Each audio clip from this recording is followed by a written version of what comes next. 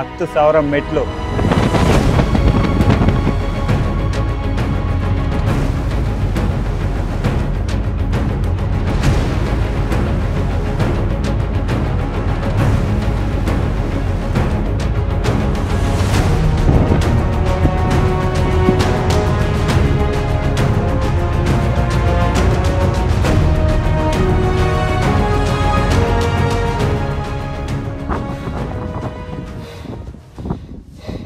Hello ಎಲ್ಲರಿಗೂ welcome back to 100 days ಪ್ರಯಾಣ series day 10ಗೆ. ಹಿಂದಿನ ವಿಡಿಯೋದಲ್ಲಿ ನಾನು ಸೋಮನಾಥಲ್ಲಿದ್ದೆ. ಸೋಮನಾಥದಿಂದ ಟ್ರೈನ್ ಎತ್ಕೊಂಡು ಇಲ್ಲಿ ಜುನಾಗಢ ರೀಚ್ ಆಗಿ ಇಲ್ಲಿ ಹೇರ್ ಕಟ್ ಮಾಡಿಸ್ಕೊಂಡು ರೈಟ್ ನಾವು ನನಗೆ ಜುನಾಗಢಲ್ಲಿ ಇದ್ದೀನಿ.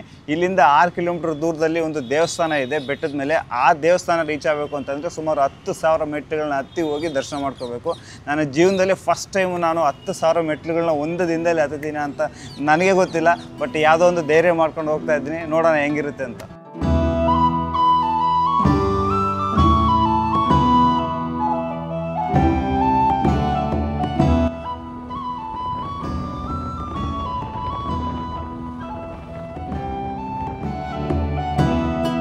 ರೈಟ್ ನಾನೀಗ ಸ್ಟಾರ್ಟಿಂಗ್ ಪಾಯಿಂಟಲ್ಲಿದ್ದೀನಿ. ಇಲ್ಲಿ ನೋಡ್ತಿದ್ರಲ್ಲ, ಇದು ಮೊದಲನೇ ಮೆಟ್ಟು. ಇಲ್ಲಿಂದ ಸುಮಾರು 10,000 ಮೆಟ್ಲು ಕಂಪ್ಲೀಟ್ ಮಾಡಬೇಕು. ಸ್ಟಾರ್ಟಿಂಗಲ್ಲಿ ಬಿದಿರುಕೋಲು ಇರ್ತವೆ, ಇವನ್ನ ತಗೊಂಡು ಕೂಡ ಹೋಗ್ಬೋದು ಸಪೋರ್ಟಿಗೆ ಬೇಕಾದರೆ.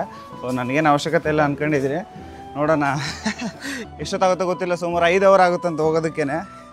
ಯಪ್ಪ, ಒಟ್ಟಿನಲ್ಲಿ ಕಂಪ್ಲೀಟ್ ಮಾಡ್ತೀನಿ.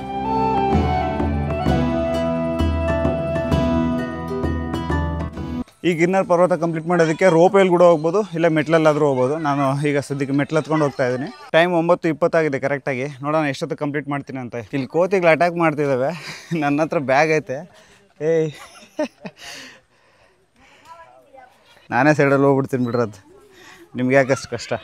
ಇಲ್ಲಿಂದ ಶಾಪ್ಸ್ ಇದಾವಲ್ಲ, ಯಾರಾದರೂ ಅಂಗಡಿಗೆ ಹೋಗಿ ಬಿಸ್ಕೆಟ್ ಏನೋ ತಗೊಂತಾರೆ ಅಂತ ಅವು ಆಲ್ರೆಡಿ ಕಂಡಿಡ್ಕೊಬಿಟ್ಟು ಅಲ್ಲೋಗಿ ನಿಂತಿರ್ತವೆ ಕಿತ್ಕೊಳ್ಳೋದಕ್ಕೆ.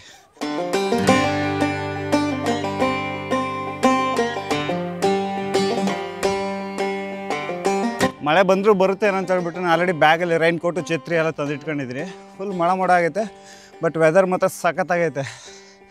ಸುಸ್ತಾಗ್ತೈತೆ, ಅದ್ರ ಜೊತೆಗೆ ಈ ವೆದರು, ಈ ಎನ್ವೈರ್ಮೆಂಟ್ ಎಲ್ಲ ಎಂಜಾಯ್ ಮಾಡ್ಕೊಂಡು ಹೋಗ್ತಾಯಿದ್ದೀನಿ. ನಾನು ಸ್ಟಾರ್ಟ್ ಆಗಿದ್ದು ಆ ಬೆಟ್ಟದ ಹಿಂದೆ, ಅಲ್ಲಿಂದ ಹಿಂಗೆ ಬಂದು ಹಿಂಗೆ ಮೇಲ್ಗಡೆ ಹೋಗಿ ಅಲ್ಲಿ ಕಾಣಿಸ್ತೈತಲ್ಲ ಮೇಲ್ಗಡೆ ಫುಲ್ ಫಾಗೆಲ್ಲ ಕವರ್ ಆಗಿಬಿಟ್ಟಿದೆ. ಆ ಬೆಟ್ಟದ ಮೇಲೆ ಹೋಗ್ಬೇಕು. ನಿಮ್ಗೆ ಕಾಣಿಸ್ತಿದೆಯಾ ರೋಪ್ ವೇ ಮೇಲ್ಗಡೆ ಹೋಗ್ತಾಯಿದೆ ನೋಡಿ. ಇಲ್ಲ, ಆಕಾಶದೊಳಗೆ ರೋಪ್ ವೇ ಹಾಕ್ಬಿಟ್ಟಿದ್ದಾರೆ. ಮೇಲ್ಗಡೆ ಕಾಣಿಸ್ತಾನೆ ಇಲ್ಲ ನನಗೆ, ಯಾವುದೋ ಒಂದೇ ಒಂದು ಹೋಯ್ತು ಅಷ್ಟೇ. ವಾವ್, ನವಿಲ್ ನೋಡ್ರಿ. ಅಯ್ಯೋ, ಆ ಕಡೆ ಹೊರಟೋಯ್ತು. ಇಷ್ಟೊತ್ತು ಎಲ್ಲಿತ್ತದು? ಅಲ್ಲಿ ಕಾಣಿಸ್ತಾಯಿದ್ದ? ಆಗ ರೋಪು ಎಲ್ಲಿ ಕಾಣಿಸ್ತಿದ್ದ ನನಗೀಗ ಆಗ. ವಾವ್, ಸಖತ್ತಾಗಿರುತ್ತೆ ನಿಜ. हम कितना स्पीड चलते उतना स्पीड जाएगा. आप 3 घंटे लगे ऊपर जाने के लिए? ಓ ಮೈ ಗಾಡ್. ಅವ್ರಿಗೆ 3 ಅವರ್ ಆಗೈತೆ ಮೇಲ್ಗಡೆ ಹೋಗೋದಕ್ಕೆ, ನನಗೊಂದು 4ರಿಂದ 5 ಅವರನ್ನ ಆಗುತ್ತೆ. ಜೋರಾಗಿ ಓಡೋದ್ರೆ ಕಾಲು ನೋವು, ನಿಧಾನ ನಡ್ಕೊಂಡೋದ್ರೆ ಟೈಮ್ ಆಗುತ್ತೆ. ಬಟ್ ಎಷ್ಟೊತ್ತನ ಆಗಲಿ ನಿಧಾನಕ್ಕೆ ಹೋಗ್ತೀನಿ.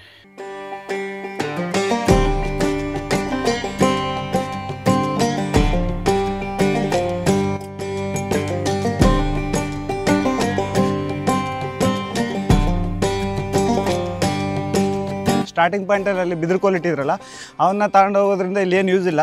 ಯಾಕಂದರೆ ಇವೆಲ್ಲ ಫುಲ್ಲು ಕಲ್ಲಿನ ಮೆಟ್ಲುಗಳು. ನೀವೇನಾದ್ರು ಟ್ರೆಕ್ಕಿಂಗ್ ಮಾಡಬೇಕು ಅಂತಂದರೆ ಅಂದರೆ ಫುಲ್ಲು ಅಲ್ಲಿ ರೋಡೇ ಇರೋಲ್ಲ ಅಂಥ ಜಾಗದಲ್ಲಿ ಸ್ಟಿಕ್ಸ್ ಯೂಸ್ ಆಗ್ತವೆ ಅಷ್ಟೇ.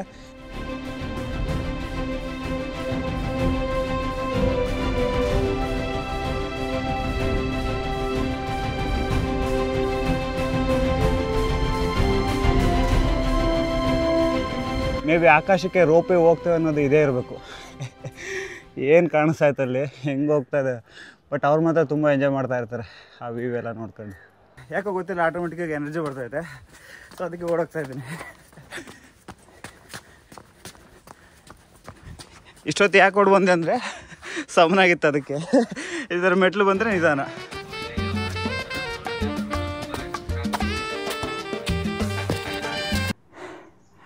ಇದರೆಲ್ಲ ಉರಿ ಬರ್ತೈತೆ, ಸೆಕೆ.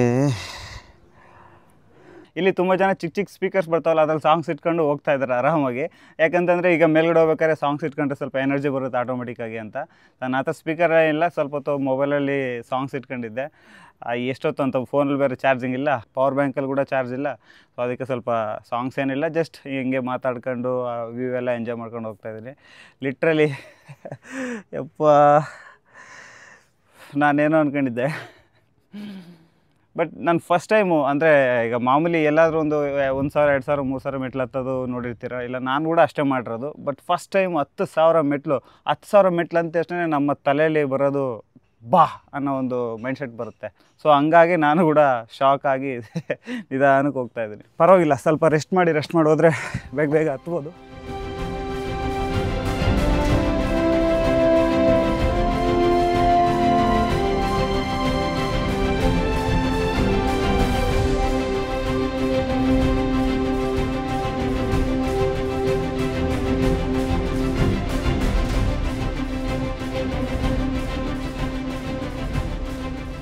ಇಲ್ಲಿಂದ ಸ್ಟಾರ್ಟ್ ಆಗುತ್ತೆ ರೋಪ್ವೇ.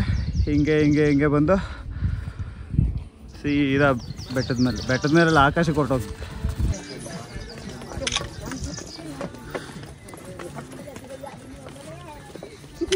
ಹಾಂ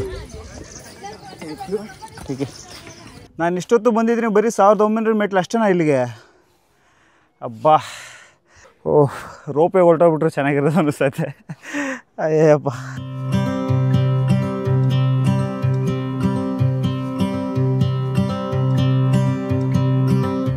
ಸ್ವಲ್ಪ ಮೇಲ್ಗಡೆ ಬರ್ತಿದ ತಕ್ಷಣ ಫುಲ್ಲು ಫಾಗು, ಸುತ್ತು ಫಾಗ್ ಐತೆ ಈಗ. ವಾಹ್ ಸೂಪರ್. ಸೊ ಗೈಸ್, ಫೈನಲಾಗಿ ನಾನು ಇನ್ನೂ ಅರ್ಧನೂ ಕಂಪ್ಲೀಟ್ ಮಾಡಿಲ್ಲ. ಇಲ್ಲೆಲ್ಲ ಮಧ್ಯದಲ್ಲಿ ರೆಸ್ಟ್ ಮಾಡ್ತಾಯಿದ್ದೀನಿ. 10,000 ಮೆಟ್ಲು ಏನು ತಮಾಷೆನ ಕಂಪ್ಲೀಟ್ ಮಾಡೋದು ಅಂದರೆ. ಸೊ ಇದು ಬಿಗ್ಗೆಸ್ಟ್ ಚಾಲೆಂಜ್ ನನಗೆ. ಸೊ ಮೇಲ್ಗಡೆ ಬೇಗ ಹೋಗೋಣ ಅಂತ ಟ್ರೈ ಮಾಡ್ತೀನಿ. ಎಲ್ಲಾದರೂ ಒಳ್ಳೆ ಕುತ್ಕೊಳ್ಳೋ ಜಾಗ ಸಿಕ್ಬಿಟ್ರೆ ಅಲ್ಲೇ ಕೂತ್ಕೊಂಡು ರೆಸ್ಟ್ ಮಾಡ್ತಿದ್ದೀನಿ.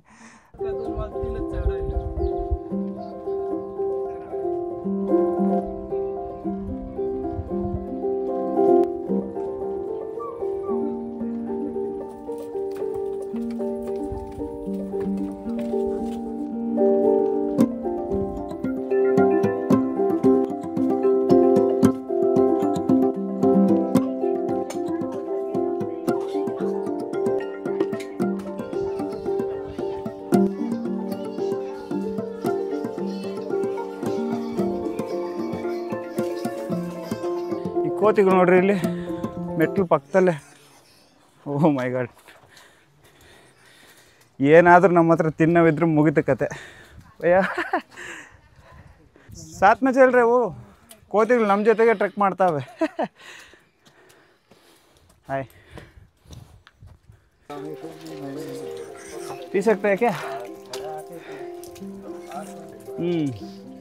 ಸೂಪರ್. ಬೆಟ್ಟದ ಮೇಲಿಂದ ಬರೋ ನೀರು हाँ पीने के लिए अच्छा होगा. ओ बहुत अच्छा है.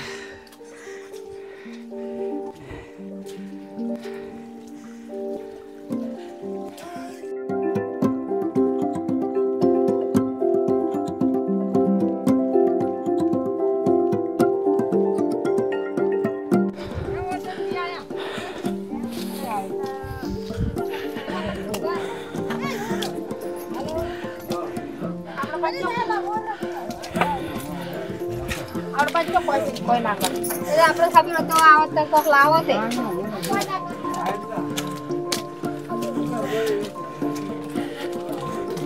ಈ ಮೆಟ್ಲ ಮೇಲೆ ನೀರು ನೋಡ್ತಿದ್ರಲ್ಲ, ಇದೇನ ಫುಲ್ಲು ಮಳೆ ಬಂದಾಗ ಒಳ್ಳೆ ವಾಟರ್ ಫಾಲ್ ಥರ ಕಾಣುತ್ತಂತೆ. ಈಗ ಸದ್ಯಕ್ಕೆ ಏನಂದರೆ ಚಿಕ್ಕದಾಗಿ ನೀರು ಹರಿತಿದ್ದಾವೆ ಅಷ್ಟೇ.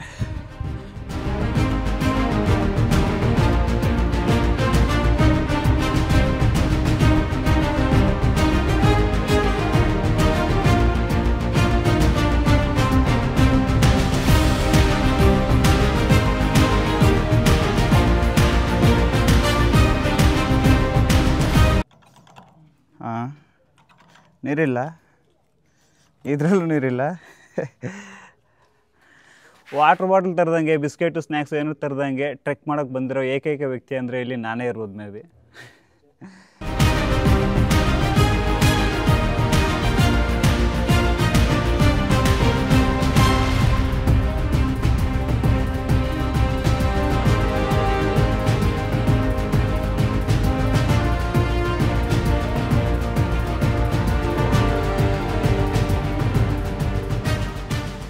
ಸ್ಟಾರ್ಟಿಂಗಲ್ಲೇ ಒಂದು ಜೈನ್ ಮಂದಿರ ಸಿಗುತ್ತೆ ನಮಗೆ. ಇಲ್ಲಿ ಕುಡಿಯೋಕ್ಕೆ ನೀರೆಲ್ಲ ಇರುತ್ತೆ. ಇನ್ನು ಮುಂದೆ ಹೋಗ್ಬೇಕು ನಾವು ಅಂಬಾಜಿ ಮಾತಾ ಟೆಂಪಲ್ ಹತ್ರ ಹೋಗ್ಬೇಕು ಅಂದರೆ.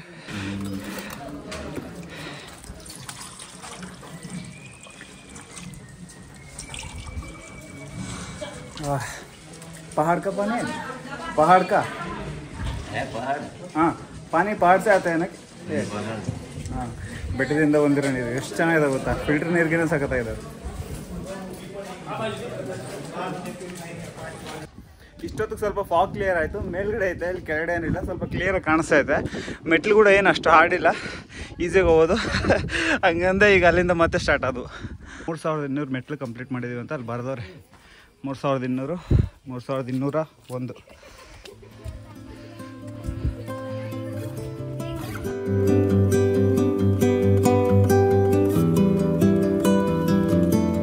अंबाजी आएगा, फिर वहाँ से उतरने गोरखनाथ, गोरखनाथ फिर आ जाएगा दत्तात्रेय. ठीक है, थैंक यू भाई.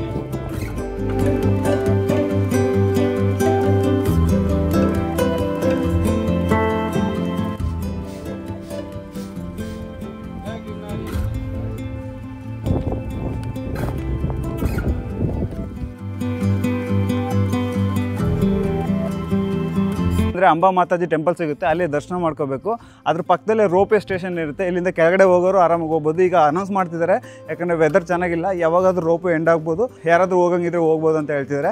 ಬಟ್ ಇನ್ನು ಇಲ್ಲಿಂದ, ಇಲ್ಲಿ ಅಂಬಾ ಮಾತಾಜಿ ಟೆಂಪಲಿಂದ ಇನ್ನು ಮುಂದಕ್ಕೆ ಅಲ್ಲಿ ಒಂದು ಗೋರಖ್ನಾಥ್ ಅಂತ ಒಂದು ಟೆಂಪಲ್ ಐತೆ, ಅದನ್ನು ವಿಸಿಟ್ ಮಾಡ್ಕೊಂಡು ರಿಟರ್ನ್ ಹೋಗಬೇಕು. ಮುಂದೆ ಹೋಗ್ತಾ ಹೋಗ್ತಾ ಹೆವಿ ಆಗ್ತಾ ಐತೆ ವೆದರ್ ಮಾತ್ರ. ಯಾವ ರೇಂಜಿಗೆ ಗಾಳಿ ಬೀಸೋದು ಗೊತ್ತಾ, ಫುಲ್ಲು. ಅಂದರೆ ಈ ರೋಪೇ ಕೂಡ ಇನ್ನು ಸ್ವಲ್ಪ ಹೊತ್ತಲ್ಲಿ ಸ್ಟಾಪ್ ಮಾಡಿದ್ರು ಮಾಡ್ಬೋದು, ಅಷ್ಟು ಗಾಳಿ ಬೀಸ್ತಾ ಐತೆ. ಬಾ ಬಾ ಬಾ ಬಾ ನೋಡಿ, ವಾವ್, ಸುತ್ತು ಹೋಗಿ ಏನೂ ಕಾಣಿಸ್ತಾ ಇಲ್ಲ. ಇಲ್ಲಿಂದ ನೋಡಿದ್ರೆ ಯಾವುದೋ ಸ್ವರ್ಗಕ್ಕೆ ದಾರಿ ಅಂದರೆ ಇದೇ ಇರ್ಬೇಕು ಅನ್ಕೊಂತೀನಿ. ಬಾ ಬಾ ಬಾ ಬಾ, ವಾವ್.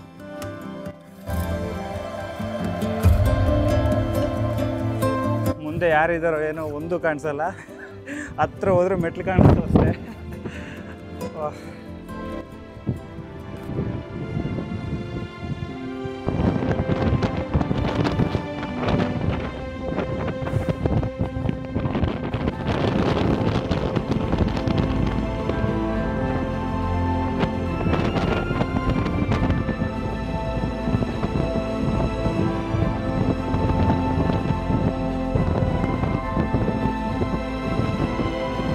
ಇಷ್ಟೊತ್ತು ಮೇಲ್ಗಡೆ ಹತ್ಕೊ ಬಂದಿದ್ದೆ ಒಂದು ಟಾಸ್ಕ್, ಆದರೆ ಇನ್ನೂ ಕೆಳಗಡೆ ಹೋಗ್ಬೇಕಂತೆ.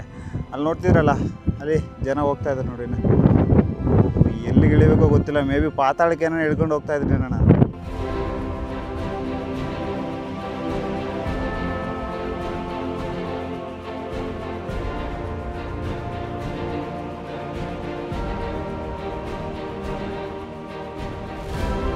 ಇನ್ನೂ ಎಷ್ಟು ದೂರ ಆಯ್ತು ಇಲ್ಲಿಂದ? ಸುಮಾರು 1000 ಅಥವಾ 1500 ಮೆಟ್ಲಿರ್ಬೋದು. ಇನ್ನೂ 1500 ಮೆಟ್ಲಿದ್ದಾವೆ. ಅಯ್ಯಪ್ಪ, ಇನ್ನು ಇಳಿದು ಮೇಲ್ಗಡೆ ಬೆಟ್ಟ ಹತ್ಬೇಕಲ್ವಾ? ಬಾ ಬಾ ಬಾ. ನೀವು ಒಬ್ಬರೇನ ಬಂದಿರೋದು? ತಂದೆ ಮತ್ತೆ ಬಟ್ ಅಣ್ಣಗಳು ಬಂದಿದ್ದಾರೆ ಒಟ್ಟಿಗೆ, ಅವ್ರ ಮುಂದೆ ಇದ್ರು. ಹೌದಾ? ಹೆಂಗಿದೆ ಎಕ್ಸ್ಪೀರಿಯನ್ಸ್? ಚೆನ್ನಾಗಿತ್ತಲ್ಲ? ಹೊಸತಿ ಕೆಳಗಿಂದ ಬಂದಿದ್ವಿ ನಾವು. ಹೌದಾ? ನಾನು ಈ ಸರಿ ಕೆಳಗಡೆಯಿಂದಾನೆ ಬಂದ್ಬಿಟ್ಟೆ. ನಾನು ಫಸ್ಟ್ ಟೈಮ್ ಹತ್ತಿರೋದು. ಈಗ ಹೋಗ್ಬೇಕಾದ್ರೆ ರೋಪಲ್ಲಿ ಹೋಗೋಣ ಅಂತ ಟ್ರೈ ಮಾಡ್ತೀನಿ. Okay, thank you. ನಮ್ಮ ಕರ್ನಾಟಕದಿಂದ ಬಂದು ಇಲ್ಲಿ ಇಷ್ಟು ಮೆಟ್ಲುಗಳನ್ನ ಹತ್ತಿ ಅವರು ದರ್ಶನ ಮಾಡ್ಕೊಂಡು ಹೋಗ್ತಾರೆ ಅನ್ನೋದು ಗ್ರೇಟ್ ಅಲ್ವಾ? ತುಂಬ ಖುಷಿ ಆಯ್ತು ಅವ್ರನ್ನ ಮಾತಾಡಿಸಿ. ಆ ಹುಡುಗ ಒಬ್ಬರೇ ಸಿಕ್ಕಿತ್ತು, ಮೇಲ್ಗಡೆ ಇನ್ನು ಅವ್ರ ಅಪ್ಪ ಎಲ್ಲ ಹೋಗ್ತಾ ಇದ್ದಾರಂತೆ. ಬಟ್ ಲಕ್ಕಿ, ಗುಜರಾತಲ್ಲಿ ಹಿಂದಿ ಗುಜರಾತಿ ಕೇಳಿ ಕೇಳಿ ಕೇಳಿ ಬೇಜಾರಾಗೋಗ್ಬಿಟ್ಟಿತ್ತು. ಕನ್ನಡ ಮಾತಾಡಿ ತುಂಬ ಖುಷಿ ಆಯಿತು. ಇಲ್ಲಿ ಮೆಟ್ಲ ಮೇಲೆ ಏನೋ ಒಂದು ವಿಚಿತ್ರವಾದ ಹುಳ ನೋಡಿದೆ. ಇದೇನು ಹಾವ ಇಲ್ಲ ಅಂತಾರೆ ಬಸವ ಹುಳನ, ಒಂದೂ ಅರ್ಥ ಆಗ್ತಾಯಿಲ್ಲ ನನಗೆ. ನಿಮಗೇನಾದ್ರು ಗೊತ್ತಿದ್ರೆ ಕಾಮೆಂಟ್ ಮಾಡಿ ಹೇಳಿ. ನಿಜ ನನಗಂತೂ ಗೊತ್ತಿಲ್ಲಪ್ಪ ಇದು.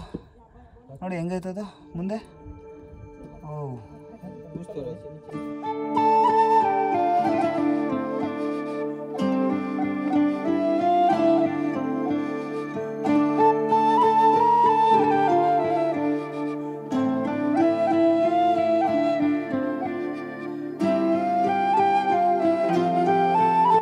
ಫೈನಲ್ ಆಗಿ ನಾನು 10,000 ಮೆಟ್ಲುಗಳನ್ನ ಹತ್ತಿ ಬೆಳಗ್ಗೆ 9:20 ಕೊಟ್ಟನು, ಕರೆಕ್ಟಾಗಿ 3 ನಿಮಿಷ 12:57ಕ್ಕೆ ರೀಚ್ ಆಗಿದ್ದೀನಿ. ನನ್ನಿಂದ ನೋಡ್ತಾ ಇದ್ರಲ್ಲ ಗಿರಿನಾರೇಶ್ವರ ಮಂದಿರ, ಈಗ ದರ್ಶನ ಮಾಡ್ಕೊಂಡು ಬಂದೆ. ನಿಜ ತುಂಬ ಖುಷಿ ಆಯಿತು. ಲಿಟ್ರಲಿ ನಾನು ಮಾಡ್ತೀನಿ ಅಂತ ಅಂದ್ಕೊಂಡೇ ಇರಲಿಲ್ಲ, ಯಾಕಂತಂದರೆ ರೋಪ್ ವೇ ಆಪ್ಷನ್ ಇತ್ತು, ಬಟ್ ನಾನು ಅದು ಮಾಡಲಿಲ್ಲ. ಯಾಕಂತಂದರೆ ಈ ಎಕ್ಸ್ಪೀರಿಯನ್ಸ್ ಕೂಡ ಆಗಬೇಕು, 10,000 ಮೆಟ್ಲು ಹತ್ತಿದ್ರೆ ಹೆಂಗಿರುತ್ತೆ ಅಂತ. ಚಿಕ್ಕವರಿಂದ ವಯಸ್ಸಾದವ್ರು ಕೂಡ ಇಲ್ಲಿಗೆ ಬರ್ತಾನೆ ಇರ್ತಾರೆ, ಸೊ ನಾವ್ಯಾಕೆ ಮಾಡ್ಬೋದು ಅಂತ. ಸೊ ಕಂಪ್ಲೀಟಾಗಿ ಫೈನಲ್ ಆಗಿ ಕಂಪ್ಲೀಟ್ ಮಾಡಿದೆ. ದೇವಸ್ಥಾನದ ಒಳಗಡೆ ಕ್ಯಾಮ್ರಾ ಏನೂ ಅಲೋ ಮಾಡಲ್ಲ, ಹೋಗಿ ದರ್ಶನ ಮಾಡ್ಕೊಂಡು ಬರಬೇಕು. But literally ಸಖತ್ತಾಗಿತ್ತು. ಗಿರಿನಾರೇಶ್ವರನ ದರ್ಶನ ಮಾಡ್ಕೊಂಡಿದ್ದು 10,000 ಮೆಟ್ಲು ಹತ್ತಿ ಬಂದು ಆ ದರ್ಶನ ಮಾಡ್ಕೊತೀವಲ್ಲ, ಆ ವೈಬೇ ಬೇರೆ. ನಿಜ ನಾನು ಮಾತ್ರ ಅದು ಹೇಳೋಕ್ಕಾಗಲ್ಲ ಎಕ್ಸ್ಪೀರಿಯನ್ಸು, ಇಲ್ಲಿ ಬಂದು ಮಾಡಿದ್ರೇ ಗೊತ್ತಾಗುತ್ತೆ. ಸೊ ನೀವು ವೀಡಿಯೋದಲ್ಲಿ ನೋಡಿದ್ದು ಒಂದು 20% ಇದ್ದರೆ, ಟ್ರೆಕ್ ಮಾಡ್ಕೊಂಡು ಬಂದು ಇಲ್ಲಿ ದರ್ಶನ ಮಾಡ್ಕೊಳ್ಳೋದೇ ಆ ಎಕ್ಸ್ಪೀರಿಯನ್ಸೇ ಬೇರೆ. ದರ್ಶನ ಮಾಡ್ಕೊಂಡಾದ್ಮೇಲೆ ಈಗ ರಿಟರ್ನ್ ಹೋಗಬೇಕು. ಸುಮಾರು 10,000 ಮೆಟ್ಲುಗಳನ್ನ ಇಳಿದು ಹೋಗಬೇಕು. ಸೊ ಟೋಟಲಾಗಿ ಹೋಗಿ ಬರೋದಕ್ಕೆ 20,000 ಮೆಟ್ಲುಗಳನ್ನ ಒಂದು ದಿನದಲ್ಲಿ ಹತ್ತಿ ಇಳಿಬೇಕು. ಸೊ ನಾನೀಗ ಅಷ್ಟು ಕಷ್ಟ ಬೀಳೋಕೆ ಹೋಗಲ್ಲ, ನನ್ನ ಕೈಲಿ ಆಗಲ್ಲ ಲಿಟ್ರಲಿ. ಯಾಕಂದರೆ ನಾನು ಮತ್ತೆ ಬೇರೆ ಕಡೆ ಹೋಗಬೇಕು ನಾಳೆ. ಸೊ ರೋಪ್ವೇದಲ್ಲಿ ಹೋಗೋಣ ಅಂತ ಮೇಲ್ಗಡೆ ದರ್ಶನ ಮಾಡ್ಕೊಂಡು ಹಿಂಗೆ ಕೆಳಗಡೆ ಇಳಿದು ಫುಲ್ಲು ಡೌನ್ಗೆ ಹೋಗಿ ಮತ್ತೆ ಇಲ್ಲೊಂದು ಬೆಟ್ಟ ಬರುತ್ತೆ, ಇದು ಬಿಟ್ಟು ಆ ಕಡೆ ಒಂದು ಬೆಟ್ಟ ಬರುತ್ತೆ, ಅದನ್ನು ಹತ್ತಿ ಮೇಲ್ಗಡೆ ಹೋಗಬೇಕು. ಒಂದೇಳಿ ನನಗೆ ಕರೆಕ್ಟಾಗಿ ಬೆಟ್ಟ ಹತ್ತೋದು ಈಸಿನ ಇಳಿಯೋದು ಈಸಿನ? ನನಗನ್ಸಿದ್ರೆ ಇಳಿಯೋದು ಈಸಿನೇ, ಹತ್ತೋದೇ ಕಷ್ಟ.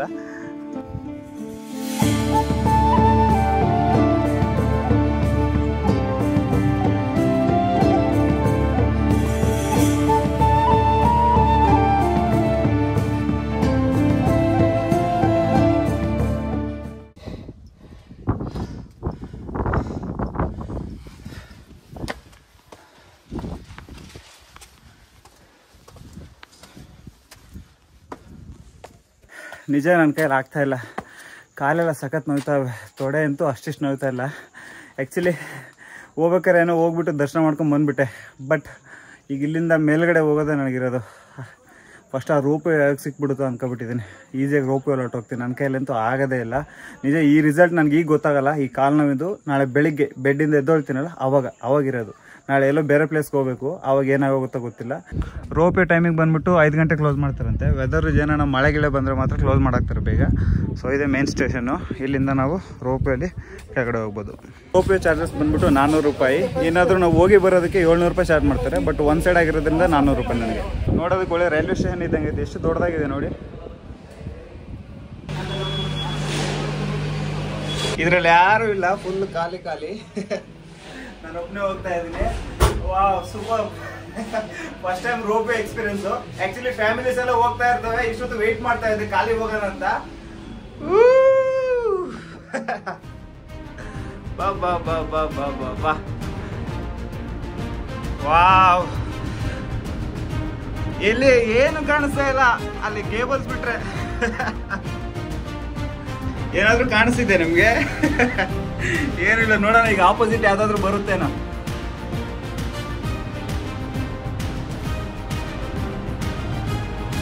ಹಾ ಬಂತು. ಓ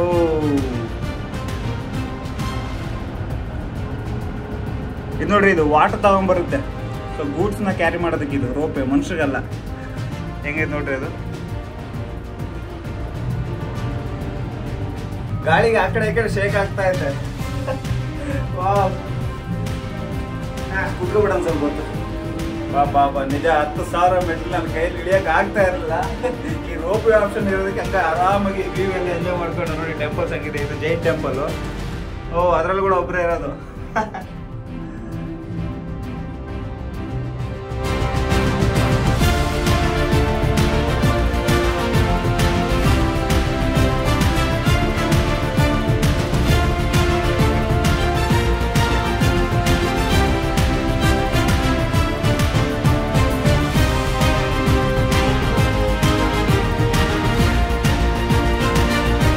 ಇಲ್ಲಿಂದ ಗಿರ್ನಾರ್ ಪರ್ವತದ ವ್ಯೂ ನೋಡಿ ಹೆಂಗೈತೆ.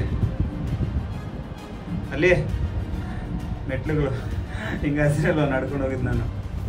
ಹಿಂಗೋ ಇನ್ನು ಮೇಲ್ಗಡೆ ಹೋಗ್ಬೇಕು.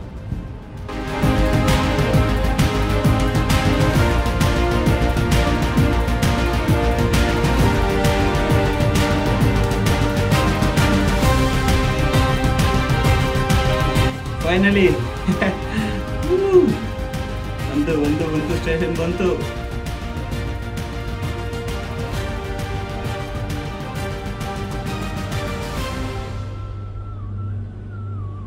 ವಾವ್,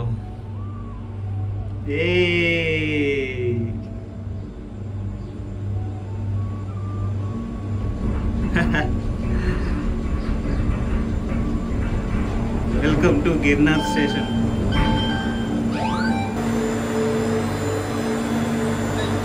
ವಾ, ಎಕ್ಸ್ಪೀರಿಯನ್ಸ್ ಮಾತ್ರ ನೆಕ್ಸ್ಟ್ ಲೆವೆಲ್ ಇತ್ತು. ಒಂದು ಜಸ್ಟ್ 10 ಮಿನಿಟ್ಸ್ ಆದರೂ ಕೂಡ ಸಾಕತ್ತಾಗಿತ್ತು.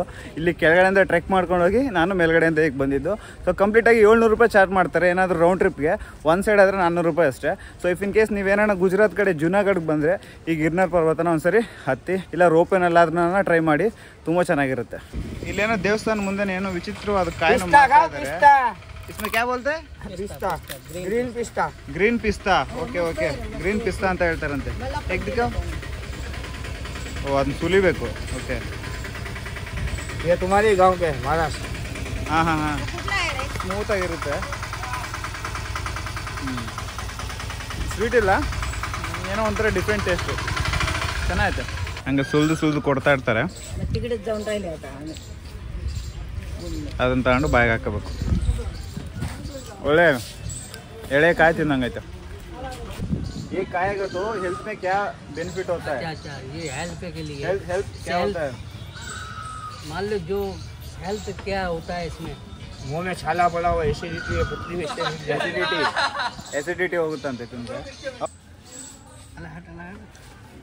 क्या कर देगा? वो लगा फेसबुक लगा. नारियल पानी मिला, गोल पानी, चांगला पानी है. ಲಾಸ್ಟ್ ಒನ್ ಒಂದು 15-20 ಹಿಂದೆ ಚೆನ್ನಾಯ್ತು. ಟೀಕೆ, ಬಾಯ್ ಬಾಯ್. ಸೊ ಗಾಯ್ಸ್, ಫೈನಲ್ ಆಗಿ ನಾನು ನನ್ನ ಡೋರ್ಮೆಟ್ರಿಗೆ ಬಂದೆ. ನಿಜ ಗಿರ್ನಾರಿಂದ ಇಲ್ಲಿಗೆ ಬರೋದಕ್ಕೆ 1 ಅವರ್ ಆಯಿತು. ಟೈಮ್ ಆಲ್ರೆಡಿ 3 ಆಗ್ತಾ ಬಂತು. ಈಗ ಹೋಗಿ ಮತ್ತೆ ಎಡಿಟ್ ಮಾಡಬೇಕು. ಸೊ ಈ ವಿಡಿಯೋನ ಇಲ್ಲಿಗೆ ಏನು ಮಾಡ್ತೀನಿ. ಈ ವಿಡಿಯೋ ನಿಮ್ಗೆ ಹೆಂಗೆ ಅನಿಸ್ತು ಅಂತ ಹೇಳ್ಬಿಟ್ಟು ಮಿಸ್ ಮಾಡಿದೆ ಲೈಕ್ ಮಾಡಿ, ಶೇರ್ ಮಾಡಿ, ಸಬ್ಸ್ಕ್ರೈಬ್ ಮಾಡಿ. ಸಿಗೋಣ ಮತ್ತೆ ಮುಂದಿನ ವಿಡಿಯೋದಲ್ಲಿ. ಅಲ್ಲಿವರೆಗೂ ಟಾಟಾ, ಟೇಕ್ ಕೇರ್, ಬಾಯ್.